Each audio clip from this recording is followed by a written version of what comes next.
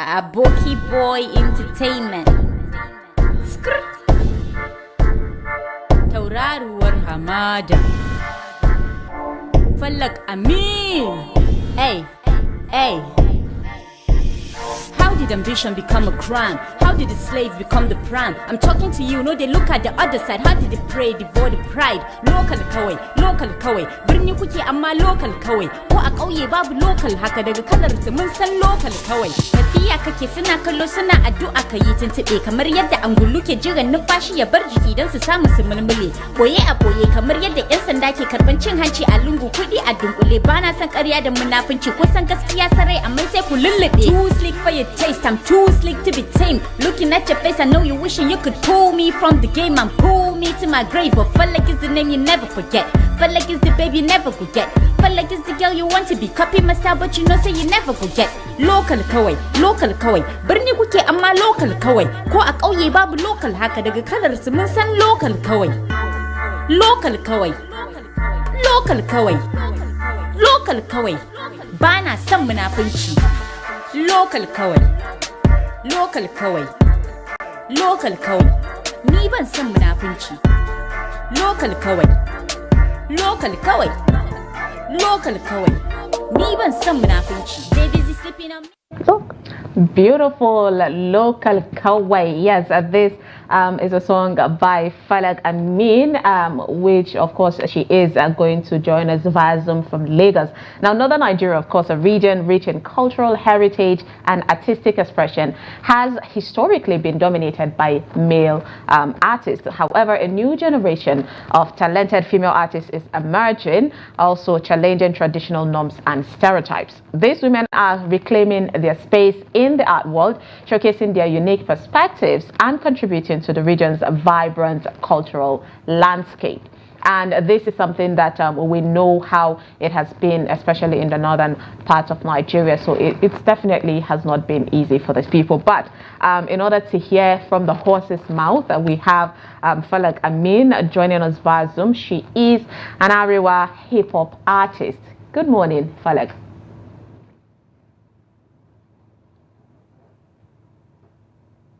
Good morning. It's good to have you here with us, Falaq. Now, if you can hear me, I just want to get your take on what motivated you into, starting and gearing towards the genre of hip hop, especially in the northern part of Nigeria, as a female northern artist. All right, I think the connection is a bit hangy, so we'll come back to Falaq on this. But then, yes, Fatima, one of the things that I've seen, and I'm really impressed is how much the northern part of Nigeria has come when it comes to music appreciation and diving into basically almost everything. Mm-hmm. But then I was so impressed by how far Falaq have come, because we see some northern hip-hop women coming out to start the rap game, and after a while it just died because of lack of support and all of that. But then seeing her pushing, it shows how resilient and determined and ambitious a woman can be. Like, if I want to get this, then I would definitely continue with this. So honestly, I am so excited about this conversation, and I cannot wait. I hope the network does not mess with this connection, and we get to have Falaq back to talk more on this particular situation and get to listen to her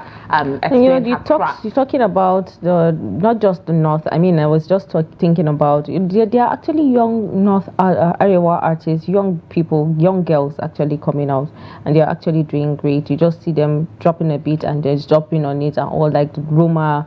And then we talk about people like Sasha back then, Eva, and the rest. Exactly. But for all right, I think we have Falaq Amin back.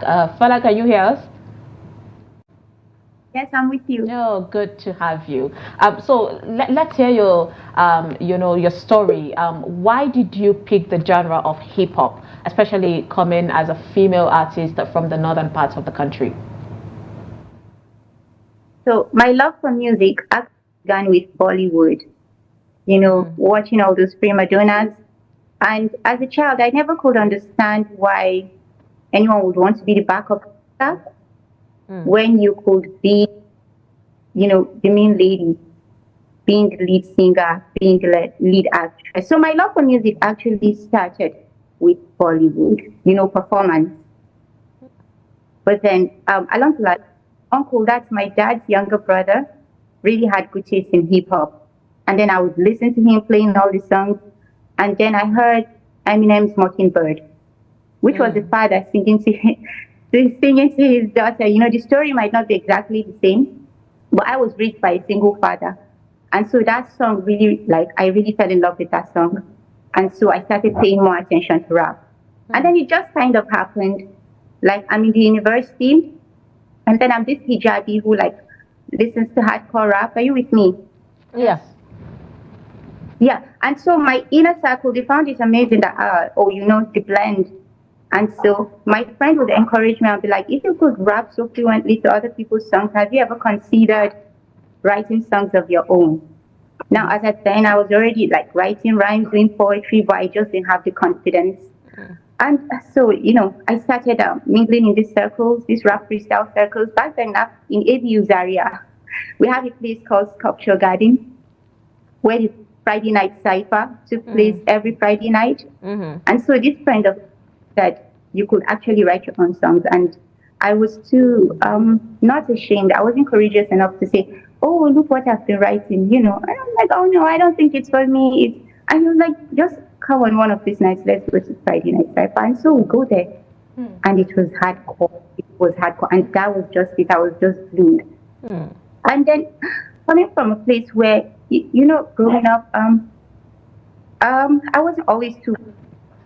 But then this is a platform where you could, I found my voice in music. And then another thing I found to be really exceptional about rap music is that you could say an entire whole story with just one line. That's employing the use of metaphors, proverbs, and the like. So that's how it all began. And then everything just came together naturally, Are you with me? All right, yeah, we can actually hear you. I mean, I love the fact that you talked about, hardcore and where you found your voice and what have you. But then I want to ask, what are the, misconceptions and, or stereotypes that you intend to challenge with your work? I mean, because there's this misconception or, challenge that when an Arewa lady or female is actually rapping, there are certain things that you have to do and you don't have to. So how are you trying, or what are the things you're putting in place to see that you challenge those stereotypes or misconceptions? Okay, so first of all, starting from home, the home base, there's this stereotype about entertainers as a whole, which also kind of applies to females in marketing. There's this perception that the majority of us are wayward. That's the word I would use. And I thank God we've come a long way. Things now are not like they used to be when we began, because things are changing, Well, I'd say back in the days, parents used to have this fear because, to be honest, a lot of people in the industry in the past, and it's reducing, but even up to now, use entertainment as a license to be wayward. They be like, I'm an entertainer, so I can do intoxicants, I can do whatever lifestyle. But then times are changing, and now we're starting to understand that to be successful in any discipline, even as an entertainer, you need that discipline. You need that element of responsibility. There are still people who still carry that misconceptions. But yeah, I have to mention this name. These days we are having role models like Hadiza Gabon. We are having Uncle Alinu, who I'm talking about the home base, coming into actually impacting change. I heard you are having this discussion about the use of drugs. I think your discussion was about the use of drugs by parents and how it impacts the society. So these days we are having role models from the entertainment industry actually headlining campaigns against such things, against negative behavior, against waywardness, which is something that to a great extent in the past, people in our industry were misassumed to hold on to. You get my point? So that's the home base. That's stereotype of being wayward. It's the fear that almost every parent encounters when they hear that their child awarding is going into the entertainment industry. But we've come a long way. It's not like it was when we started. The stereotype is still there. It's not as strong as it was, but it's still there. So that's the home base. Now, talking on like a national level, the stereotype of being from the north and then trying to break into mainstream industry, it's not easy. Because I'll be honest with you, although we've had major players in the industry, most of the times when like you're from the north, the yardstick for you, the expectations of you is quite low. And so moving to Lagos, that was both my weakness and my strength.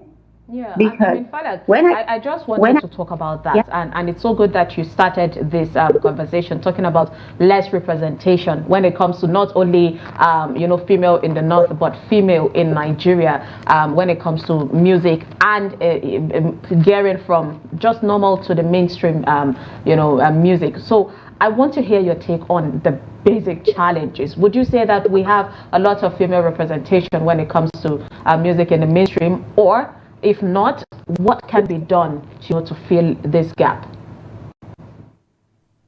In the mainstream, yes, we do have representation. They might not, I would say the male northerners in the mainstream industry even identify as northerners more than the females in the mainstream do. And I think to an extent it could be because of the norms, the moral standard, and the fear of the backlash, and also the fear of acceptance on a national mainstream level. But they are there. Like, we have mainstream northern artists that we don't even know are from the north, you get. And we can't be blind to their challenges. Times are changing. Times are really changing. Things are changing, but it's still there. When I'll talk about my experience coming to Lagos. So I come this northern accent and false expectations of me. Now, people I meet are quick to forget that Chocolate City boys, Jesse Jags, MI. When I come and I introduce myself as a northerner, those are not the faces that come to their mind. That's not what they are quick to remember. But what they are quick to remember is their water delivery guy, their youth man. Yeah. So that perception is what they have of me at first impression. So they are quick to put me on that stage. Man, go, what's it? Just go and get it done. And then I get there. So because the expectations of me is already that low, which would be the weakness, I go on there and then, being female, I think because I'm female, most of the time their expectations was for me to sing, and then I start rapping. And expectations is like this, and that element of surprise. And they're like, wow. And they'll be like, why wow? I know I have to work on myself. Like, this is me, I'm just getting started. And I know like other northern girls who really rap hardcore who are not out there because of the fear of these stereotypes and how to break through. It could be maybe because amazingly. Some may not, maybe they are not scared to be out there because they are not getting that parental support that they need. But then one question that I want to ask is, there's always a challenge of when it comes to funding or finding resources, to help you in your career. Would you say you face some obstacles when it comes to that? Because there's this misconception, or should I say, a lot of people backlashing the music industry when it comes to funding. So how are you able to cope with that? It's not a smart decision to go into entertainment as that being your only source of livelihood. Of course, you need something else to finance it. So I'll be honest, I came to Lagos with a day job. I've worked I was a career person coming here. I started my music career in Abuja, actually. But even then, I had a day job, So music is expensive. And the more you have, the more you attract. So you have to do, there's this saying that when an adult comes to a group of children and wants to pick a child, the child that lifts his hand is probably the child that the adult would pick first. So you have to put that effort. You need either a trade, a job, you need another source of income to start your music career. Show a level of seriousness, a level of zeal and dedication before any other sponsor will be interested in looking at your proposal whatsoever. So should we watch out for any collaboration with any of the artists? I mean, we saw, one of your songs that DJ featured you in. So are there more collaborations, for us to watch out for? Oh yeah, so that collaboration came with DJ, and that was amazing. It really did open opportunities for me. And I'll be honest, in an industry where females are mostly antagonistic towards each other, that was really interesting. DJ, she's an amazing person. So after that, DJ AB featured me. The song Big Man, I and Sultan, that was another massive project, and it did yield results. So I have on my social media, there are two names that have been popping up in my comment section. It's so Fanbase has been telling me, do a collaboration with Ice Prince, do a collaboration with BOC Madaki. So I have a song coming. We've recorded already. We are still in it with one of those two people, but I'm not going to let the cat out when the song comes, but it's one of those two people. Yeah. Okay, that would be amazing, Falaq. I get excited for collaborations with amazing rap as coming. So for me, it's like a mini cipher. I've seen this. So it is beautiful. And you made mention of how you people started even cipher in universities and all of that. But I want to talk about messages of rap. As much as we want to enjoy it, there's also social messages in it. You made mention of how the music metaphor started with you getting a message from you. It resonated with you. So there's a lot of use of curse word when it comes to rap, and we see our northern people, you people emulating some of this curse word. So the society also is against that. So what is your take? We want to get are you people trying to stick to your culture or bring that little curse word? Is it a necessity when it comes to rap? Well, within the hardcore rap niche, yes, it's a necessity because that's what we use for emphasis. Let's not forget that rap music actually streams off from Black American ghettos, prison cells, so it actually has that hardcore background. Now, I don't advocate it. It's not something we should be using in like mainstream, I'm guilty of that, so I do that. I come, I'm preaching, I'm talking motivation, and then I'm putting that for emphasis. We within the rap community, we understand our perception of curse words is actually different from the perception of the general public, which is something we should pay more attention to. So perhaps in our ciphers, in our freestyles, when we are going like one-on-one on each other, we could do that because our understanding of these curse words are different from how the everyday person interprets it. But yes, in mainstream, we should work on that. Yes, we should work on toning that down because media age restrictions don't really curtail media. We have children listening to us. Their understanding of this cause are very different from how we rappers perceive it. So yes, that's a vice that shouldn't be encouraged. There's every artist, I would say, or every rapper has a book of rhymes, right? That where they write their lyrics and all. So do you have one? Because I'm actually curious and I want to know, how do you write out your lyrics? Because sometimes inspiration can just come when you're walking on the street or you're doing something. So do you have a book of rhymes like every other artist does? Yes, I do. A book of rhymes from back in the days when I was really, but these days I just use my notepad on my phone. It happens a lot. And my inspiration, yes, my songs, I talk about my personal experiences and other people's experiences. But then the proverbs, I often hear, oh God, she uses this hardcore deep house proverbs. Now this is it. I might go to see my tailor in mile 12, and then they're having a conversation and they'll be like, I need orange as well. And I'll be like, wow, that's nice. I bring out my notepad. Jotted, sometimes it comes, sometimes my producer has to do sense and instrumental, and it might be there for months. Something comes. These days, it's mostly my notepad. So iCloud is the thing. I mean, it's beautiful based on, the wordings. We've seen Fino use his own language to bring up proverbs and all of that. So, yes, we have to give kudos to you people for taking the North from just the North to Nigeria, whole, where people are now understanding that the Arewa has more potential. But then talking about representation, you spoke about how excited you were with the help of DJ doing this collaboration. So, do you believe in mentorship and, making ways for other young female artists to emulate and make it easy to enter into the industry?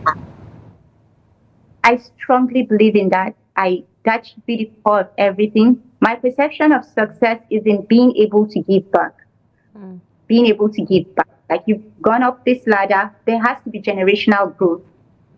You've gone up this ladder to a certain point. Someone needs to come take the baton and take the race further away from where we have to give room for generational growth.